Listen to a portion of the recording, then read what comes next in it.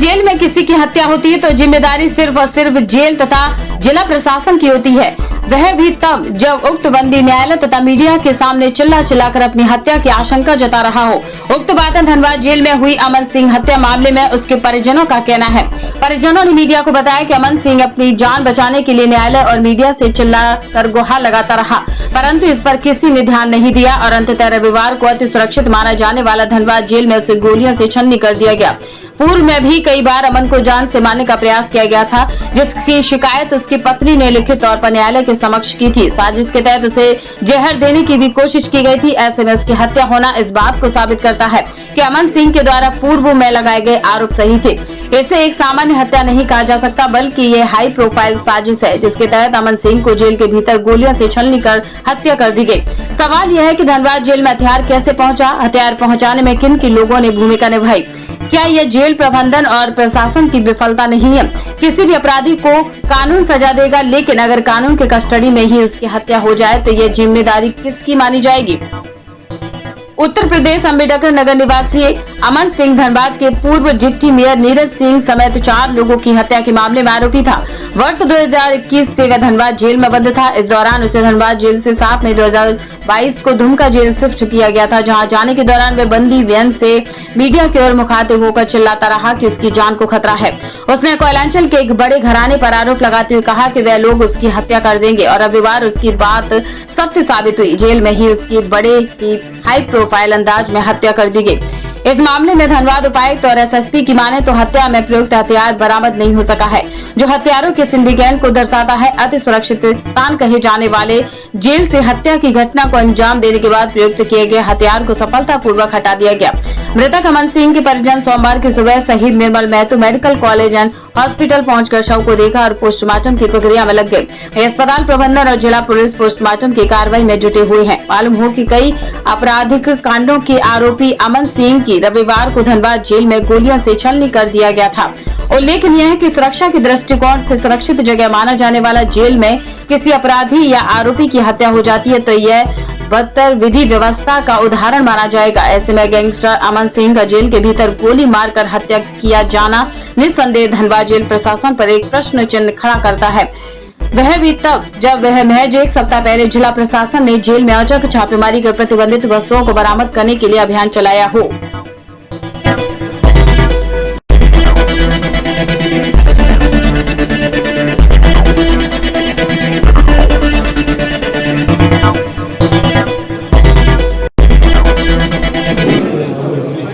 हाथ पीछे कर तो रहेंगे मेरे भाई साहब षड्यंत्र हो गया, ऊपर के जो सामने आ गए उस षड्यंत्र के तहत मारा गया, प्लानिंग सहित मारा गया। प्री प्लानिंग के साथ जो उसके साथ घटना घटी। उन्होंने तो पहले भी प्रशासन से सुरक्षा की मांग की थी। नहीं तो उसके पहले जो है हमारी जो है अनुज वधू जो है अमन की औरत जो है कई बार एप्लीकेशन लगा चुकी है कि उनकी जान को खतरा है। कई बार लोगों को जहर देने की कोशिश की, ठीक, उससे वो सतर्क रहते थे, लेकिन उनको ये एहसास नहीं था कि हम पिस्टल से मार दिए जाएंगे, क्योंकि जेल में पिस्टल जाना बहुत बड़ी चीज़ है। आप लोगों के हिसाब से आप लोगों को किस तरह का, किन लोगों पर आप लोगों को डर है कि किन लोगों ने उनकी हत्या करवाई होगी? अब मामला जेल के अंदर का है तो उसमें हम क्या बताएं कि कौन कौन लोग मिले हैं, लेकिन बिना षड्यंत्र बिना मिले इतनी बड़ी घटना नहीं हो सकती। जेल के अंदर हथियार कितना बड़ा? अब वो तो जान ही रहे हैं, गेट पे स्कैनर लगा हुआ है, उसके बाद चेकिंग होती है, कैसे असलहा अंदर जाता है, बिना प्लान और बिना प्लानिंग के तो अंदर जाएगा नहीं। राज्य सरकार से कुछ मांग करेंगे? तो राज्य सरकार से क्या मांग करें, जो था वो चला गया, अब वो तो लौट के आएगा नहीं। लेकिन हम यही मांग करेंगे कि ऐसी घटनाएं जो है भविष्य में ना घटे। जो इसके लिए दोषी हैं उनको सजा मिले। क्या नाम हुआ भैया आपका? अजय सिंह नाम। अपराधी नहीं था, उसको अपराधी बना करके जेल के अंदर किया गया। हमने बार बार व्याख्यान भी दिया और एप्लीकेशन भी दिया। हमारे यहाँ एसएसपी एसपी पहुँचे हुए थे, हम इस बात की थी। मैं जूनियर इसको रिटायर हो चुका हूँ 19। अब इस समय उम्र भी ज़्यादा है, लेकिन फिर भी ये इस तरह के अपराध जो जेल के अंदर हुए, ये बहुत कितना अच्छा ही आप ही लोग बताइए सब। क्या जांच किसी उसकी की मांग तरह कर रहे बेटा छीन लिया जाए अपराध बना करके। अरे जेल के अंदर बता रहे हैं उसमें 25 या 35 मुकदमा लगाया गया था उसमें, 30-35 जी। जेल के अंदर आने में क्या कर सकता है? जेल के अंदर कोई जा करके एक अपराध करके दिखा दे। उन्होंने तो अपनी हत्या की भी आशंका जताई थी। हाँ, अपनी हत्या का आशंका जताई थी। वकील साहब ने जज साहब से कहा था, जज साहब ने कहा नहीं आपकी व्यवस्था दी जाएगी।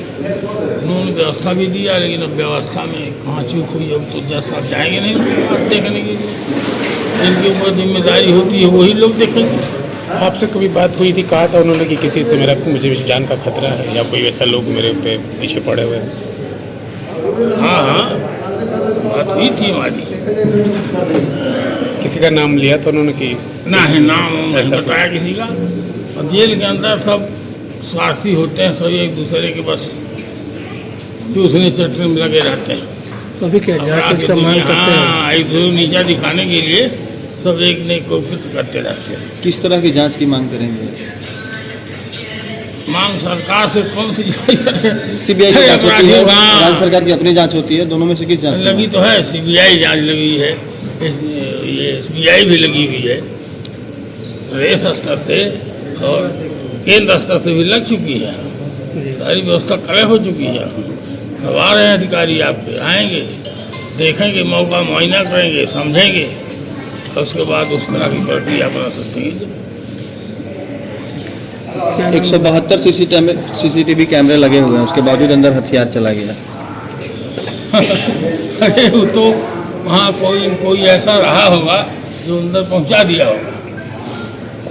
सिपाही है, जेलर, डिप्टी अधीक्षक यही तो रहते हैं, लेकिन जेलर अधीक्षक तो नहीं कर पाएंगे ऐसा। जो सिपाही रहा मिल करके अपना दाएँ बाएँ सब चक्राई कर दिया, अंदर चला गया होगा। ठीक, क्या नाम है? लेकिन उदयभान सिंह नाम हमारा, सूरजभान सिंह, उदयभान सिंह। मैं आशीष रंजन छोटू सिंह, जो अमनवा का हत्या हुआ अंदर में मैंने करवाया है। ठीक ना, प्लानिंग बहुत दिन से था, उसको पेशी पे मारने का भी प्लानिंग था, लेकिन बाहर आया नहीं, समझ गया था वो। ठीक है, मैंने उससे बात भी किया, वो बोला भाई मिल के काम कर रहा हूँ। चलो ठीक है, मिल काम करें, लेकिन मारना तो था उसको हमको। लड़का भेज के अंदर मरवाए हैं, और लड़का का बयान से क्लियर भी हो जाएगा। जब वो नाम लेगा मेरा, तो पूरे धनबाद का जिला क्लियर हो जाएगा किसने मरवाया है। ठीक है, मैंने ही उसे पिस्टल उसे सब मैंने उसे मुहैया करवाया था। ठीक है, और एक और बात बताना चाहता हूँ कि धनबाद किसी के बाप का नहीं है। ठीक है, क्या अगर लोग चले अमन सिंह को अपना भाई मानते थे, बड़ा भाई, लेकिन हमको मारने का सोचा, हमको मरवाने का सोचा चंद पैसों के लिए, तो हम मेरे प्रति कुछ सोचे तो कभी नहीं छोड़ेंगे। और मेरे प्रति या मेरे किसी एक आदमी के प्रति कोई अगर सोच देगा तो कभी जिंदा नहीं रहेगा। कितना बड़ा आदमी कितनी व्यवस्था में रहे, जेल में था ना जी, इतना व्यवस्था में मर गया ना। हैं, कैसे मारा? पिस्टल से मारा, उसी का दिया बंदूक से उसी को मरवाएं। ठीक है ना, तो हम बता दे फिर से, कभी मेरा बीच में कभी कोई ना आए। हमें धनबाद के व्यापारी से कोई मतलब नहीं, अपना काम हम लोग करें, लेकिन मेरा कोयला हमें चाहिए। कोयला बीच में जो आएगा वो मरेगा, हम बता दे रहे हैं। आशीष रंजन नाम याद रखना, आशीष रंजन, सब लोग बता दे रहे हैं। सबसे पहले खबर देखने के लिए आप न्यूज स्टार भारत चैनल को सब्सक्राइब करें, लाइक करें, शेयर जरूर करें, ताकि हर खबर आप तक पहुंचे।